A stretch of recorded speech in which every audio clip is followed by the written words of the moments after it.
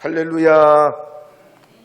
오늘 아침에 나오신 여러분들 주님의 이름으로 환영하고 축복합니다. 오늘은 성령 강림 후 6번째 주일이자 맥주감사 주일로 지키는 주일입니다. 우리는 지난 6개월 동안 코로나 여파로 세계적인 경제 침체에 들어갔었지만 이 대한민국을 하나님 특별히 은혜 중에 은혜를 베푸셔서 100년에 한 번 올까 말까한 반도체의 호황이 오게 하시고 또 경제적인 그런 바탕 가운데 국가의 위상도 올려주시고 또 이 민족이 하나님 앞에 더 미래를 향하여 나갈 수 있는 그런 기틀과 기반을 어려운 중에 허락해 주신 줄 믿습니다. 교회적으로도 신앙적으로도 또 이 나라 대한민국이 140년의 기독교 역사의 바탕 가운데 하나님 주신 그 믿음의 열매와 영향력으로 온 땅에 하나님의 그 복음의 역사를 끼쳐나가는 그런 놀라운 은혜가 지속되기를 원합니다. 맥주감사절은 히브리 말로 학갓지르라는 말입니다. 보리를 추수하고 축제로 보내는 날이란 말이죠. 처음 기원은 출애굽 시대 때 이스라엘 백성들이 애굽에서 광야로 나온 지 50일째 됐을 때 모세가 시내산에서 올라가서 하나님의 말씀을 돌판으로 받게 된 데 있습니다. 그리고 약속의 땅 가나안 땅에 정착한 후에는 농경 문화와 이 맥주절이 만나면서 추수감사, 맥주감사로 지키게 됐습니다. 그러다가 이스라엘이 나라가 멸망하고 바벨론 포로로 끌려갔다가 70년 만에 돌아온 이후에는 하나님의 은혜와 조상들의 고난을 기억하는 예배와 찬양을 드리는 기원이 되게 됐고, 신약으로 넘어와서는 제자들이 오순절에 성령 충만 받으면서 맥주절이 교회 탄생과 연관이 되게 됐습니다. 그래서 맥주감사절이라 하면 해방과 추수와 회복과 성령 충만이란 이 몇 가지의 의미가 함께 묻어 있고, 시기적으로는 1년의 절반은 보내는 때이므로 남은 반년을 하나님의 그 은혜와 사랑 가운데 결단하고 나아가는 바로 그 의의를 두고 이 맥주 감사절을 지키고 있습니다. 그러므로 오늘 이 아침에 나오신 여러분은 먼저 죄로부터 자유를 얻으시기 바랍니다. 영적 회복을 사모하시기 바랍니다. 성령 충만의 은혜를 체험하고 교회의 본질을 회복하고 영혼 구원 사업을 이루어서 하나님의 자녀의 삶을 살아가는 여러분 되시기를 주의 이름으로 축복합니다. 저는 그런 의미에서 마태복음 11장 16절에서 19절, 25절에서 30절 말씀을 통해 보배로우신 예수라는 제목으로 말씀을 증거하려고 합니다. 이제 마태복음 11장 16절, 17절 말씀 읽어보도록 하겠습니다. 16절, 17절입니다. 이 세대를 무엇으로 비유할까? 비유하건대 아이들이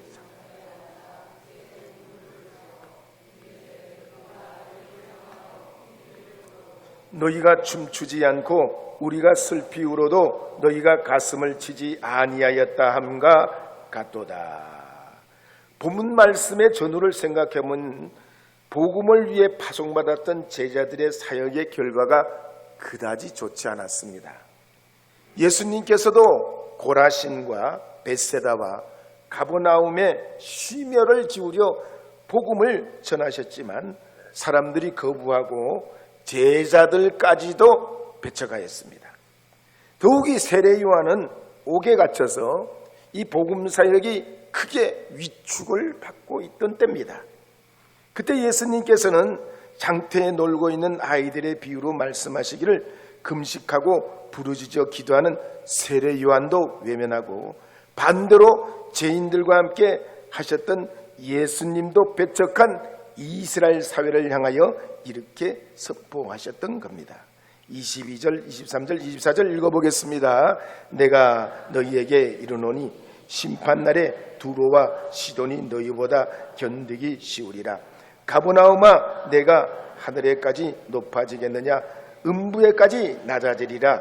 내게 행한 모든 권능을 소돔에서 행하였더라면 그 성이 오늘까지 있었으리라. 내가 너희에게 이르노니 심판날에 소돔 땅이 너보다 견디기 쉬우리라 하시니라.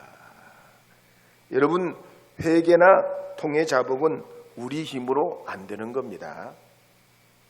하나님이 은혜를 주셔야 회개도 되는 것이고 깨닫는 은혜도 얻게 되는 겁니다. 따지고 보면 사람이 지옥에 가게 되는 건 죄를 지었기 때문에 가는 것이 아니라 회개하지 않기 때문입니다. 천국에 들어가는 이유도 죄가 없어서 들어가는 것이 아니라 회개하고 주님의 보혈로 씻김 받았기 때문에 들어가게 됩니다. 그래서 예수님께서는 제자들에게 이런 말씀을 하셨습니다. 낙타가 바늘기로 들어가는 것이 부자가 하나님 나라에 들어가는 것보다 쉬우니라. 그러자 제자들이 놀라서 묻습니다. 그러면 도대체 누가 구원을 얻을 수 있겠습니까? 그럽니다.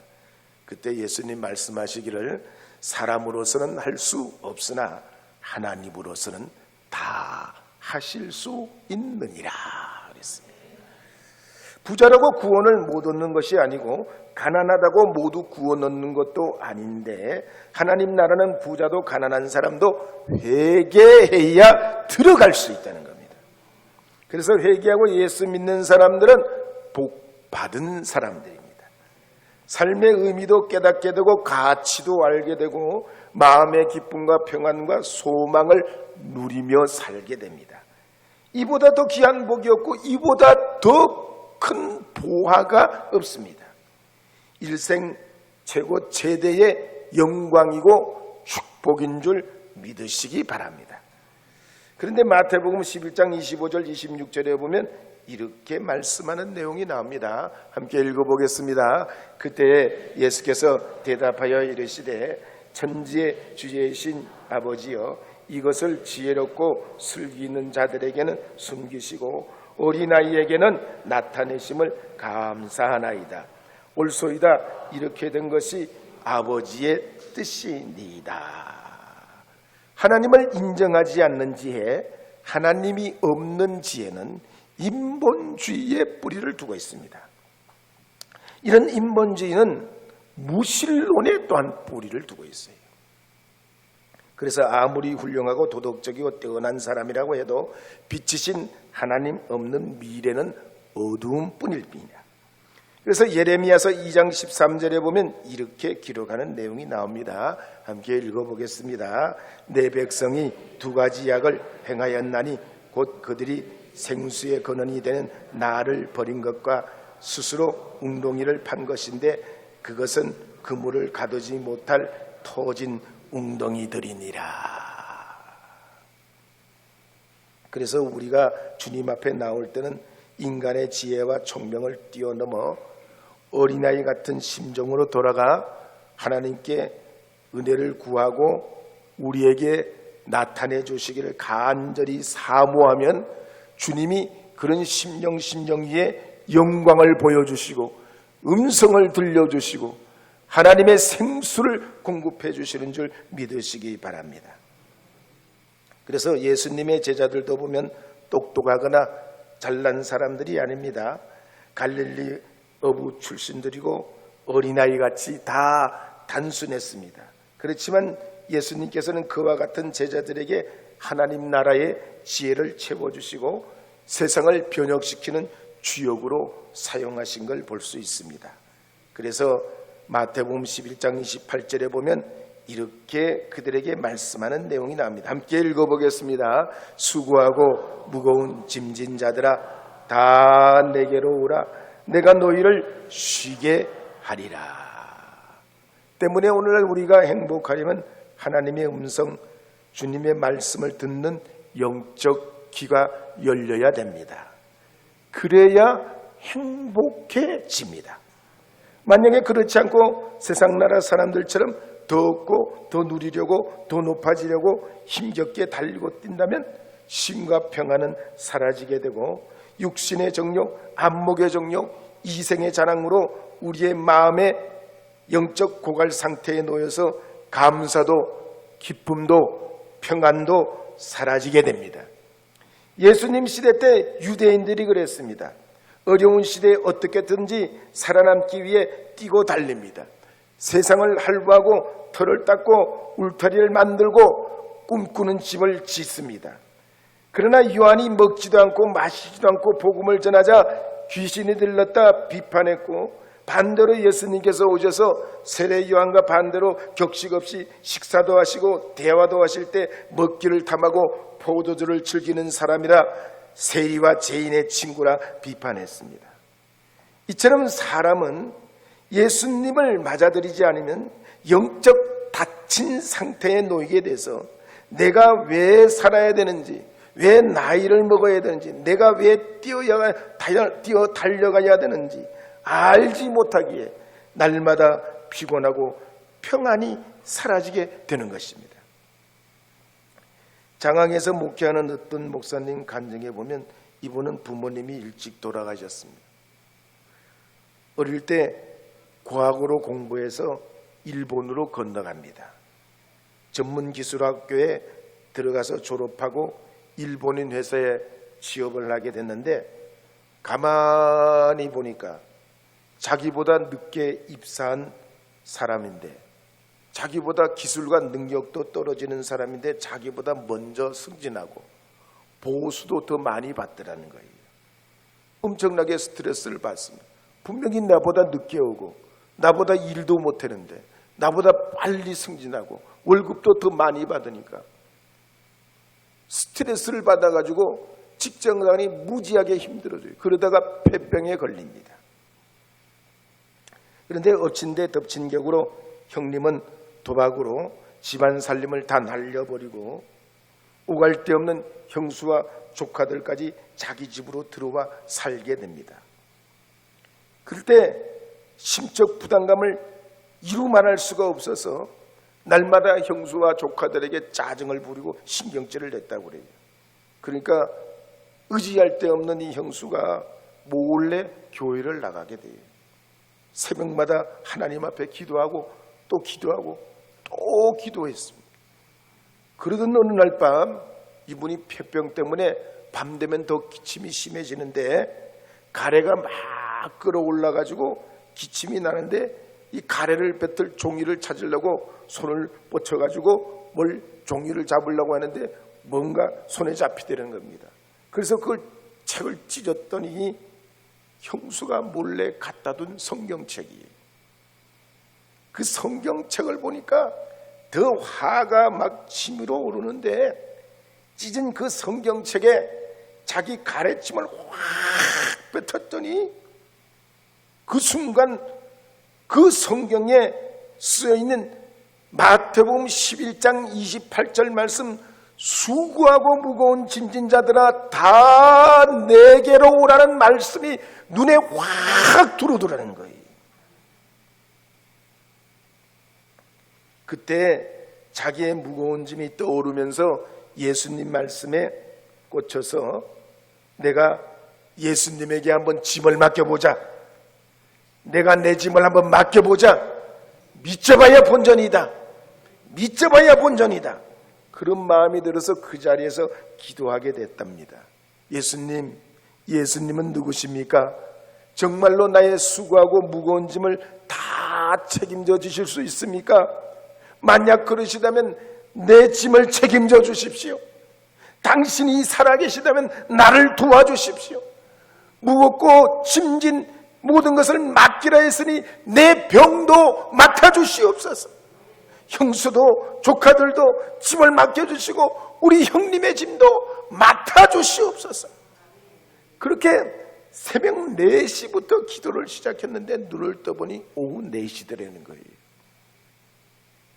얼굴에는 눈물과 콧물로 범벅이 되고 그냥, 그런데 마음은 그렇게 평안할 수가 없더랍니다. 그래서 그 길로 일어나서 전철을 타고 한강둑에 나가서 한강변을 바라보는데 그렇게 흘러가는 물이 아름답고 사람들이 참 사랑스럽게 보이고 온 천지 만물이 그렇게 좋게 보이더라는 거예요. 그래서 그 자리에서 예수님 고맙습니다. 예수님 감사합니다. 이렇게 평안하게 하셨으니 감사합니다. 감사합니다. 감사합니다. 그리고 집으로 돌아와서 형수와 조카들을 끌어안고 통곡을 하면서 형수님, 제가 성경책에 가르침을 뱉다가 마태복음 11장 28절 말씀을 읽었는데 제 짐을 이제 모두 맡기기로 했습니다. 이제는 내 마음이 너무너무 편안합니다. 형수님, 어떻게 이 은혜를 갚아야 되겠습니까? 그리고 형수님 앞에 쭉 엎드려서 큰 절을 하는데 그 즉시로 몸에 있던 폐병이 떠나가 버렸어요. 이분이 그래서 만사를 제쳐놓고 신학교를 들어가서 교회를 개척했다 그랬습니다. 오늘 우리 주님은 하늘과 땅의 모든 권세를 가지시고 당신의 몸을 찢고 그 피로 우리를 구원하신 분이신 줄 믿으시기 바랍니다. 수고하고 무거운 짐진 자를 다 내게로 오라고 초대하신 분이신 줄 믿고 이 아침에 나오신 여러분도 여러분의 가정과 자녀와 생업과 미래를 주님 앞에 가지고 나오시기를 바랍니다. 보배로 오신 주님 앞에 부르짖어 기도하고 주님께 의지하시면 여러분의 모든 짐을 맡아주실 줄 믿으시기 바랍니다. 그러면 우리가 어떻게 하며 맡겨야 되겠습니까? 말씀드린 대로 기도하며 맡겨야 됩니다. 무거운 마음의 근심, 염려, 걱정, 절망은 부르짖어 기도할 때 해소됩니다. 마음이 시원해지고 강같은 평화로 성령님 응답해 주십니다. 그래서 여러분의 인생짐이 무거울수록 안고 이고 지고 계시지 말고 성전에 나와 부르짖어 기도하시면 이 2026년도 후반기도 가벼운 하나님의 은혜를 경험하게 하시고 깃털 같은 하나님의 그 은혜를 체험하게 하셔서 여러분의 책임과 삶을 능히 이루어가도 남도록 은혜 베풀어 주실 줄 믿으시기 바랍니다. 두 번째로 우리는 주님 앞에 우리의 짐을 말씀을 따라 맡겨야 됩니다. 육사를 나온 어떤 군인이 대위로 복무하게 됐는데 이분이 암에 걸리게 됐습니다. 부인이 너무 안타까워서 목사님 병원에 가셔서 우리 남편 좀 위해서 기도해 주시고 전도해 주세요 부탁을 드렸습니다. 목사님이 그래서 그 부탁에 병원에 가서 암 걸려서 누워있는 남편에게 이제 전도하고 위로의 말씀을 전합니다. 그랬더니 이 군인이 하는 말이 나는 끝까지 군인으로 살다가 군인으로 죽겠습니다. 목사님이 오신 건 고맙지만 나는 군인으로 살다가 군인으로 죽겠습니다. 그리고 결국 세상을 떠났대요. 그런데 마태복음 10장 26절에 보면 예수님 이렇게 말씀한 내용이 나옵니다. 마태복음 10장 26절 읽어보겠습니다. 사람이 만일 온 천하를 얻고도 제 목숨을 잃으면 무엇이 유익하리요? 사람이 무엇을 주고 마태복음 10장 28절도 읽어보겠습니다. 요한복음 10장 28절입니다. 내가 그들에게 영생을 주노니 영원히 멸망하지 아니할 것이요 또 그들을 내 손에서 빼앗을 자가 없느니라. 이 세상 만물은 그냥 저절로 생겨난 게 아닙니다. 옷이나 밥도 우연히 생겨난 게 아니죠. 집도 자동차도 저절로 만들어지고 굴러가는 게 아닙니다. 다 만든 사람이 있는 거죠. 하늘과 땅과 나무와 새도 그렇습니다. 우연히 생겨난 게 아닙니다. 사람도 그렇습니다. 우리를 창조하신 하나님이 계시기에 우리가 조성되고 만들어진 줄 믿습니다. 그래서 이 땅에 주님은 오셔서 우리가 가진 죄와 저주와 우리의 모든 악을 십자가 위에서 씻으시고 누구든지 믿기만 하면 구원을 얻는 길을 열어놓으신 것입니다. 그런데 유대인들은 세상을 비판하고 윤리 도덕적으로 종교 생활하고 정작 보배로 오신 주님을 몰라보고 멀리하고 정죄하고 십자가에 못 박아 버렸습니다. 마치 장터에 노는 아이들이 피리를 불어도 춤을 추지 않고 슬피 울어도 가슴을 치지 않는 것처럼 그들은 세례 요한이 전한 복음을 전하여 듣지도 않고 예수님이 그들에게 복음을 증거해도 무감동, 무반응, 무관심으로 일관했댔습니다. 그러나 영적으로 살아있는 사람들은 그렇지 않습니다. 다윗의 자손이요, 제가 보기를 원합니다. 낫기를 원합니다. 말씀만 하옵소서. 믿습니다. 믿습니다. 믿습니다.